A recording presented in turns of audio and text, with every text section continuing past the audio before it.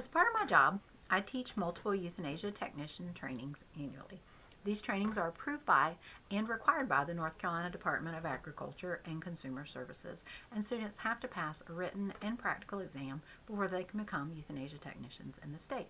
Since this is something I actually do, I decided to use this teaching opportunity for my final assignment.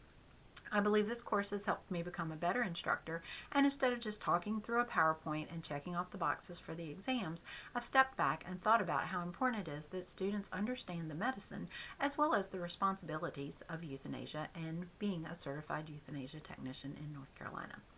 My first goal is that students will learn how to properly perform humane euthanasia. Objectives for this goal are that students will be able to describe the drugs used for euthanasia. It's imperative that students know what is acceptable as well as what is not for euthanasia. My second objective is that students will be able to discuss the methods approved in North Carolina to euthanize shelter animals.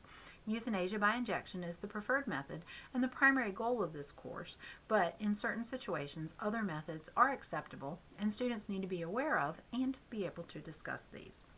Measurable competencies for this first goal are for students to demonstrate the proper methods to confirm death after euthanasia and to calculate and administer an appropriate amount of euthanasia solution based on the animal's weight, species, general health condition, and the method of euthanasia. These are skills that must be demonstrated in order for students to pass the practical exam.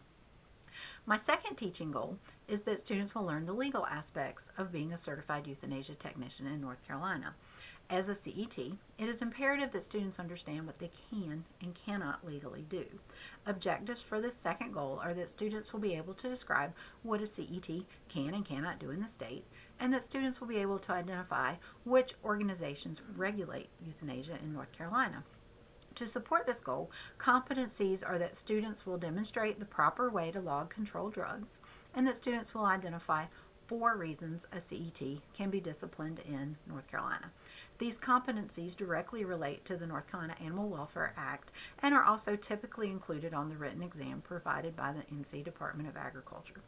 So discussions, visuals, questions and answer portions of the class, and hands-on training and demonstrations should allow students to master the information and techniques in order to pass the 2 exams and achieve their euthanasia technician certification in the state.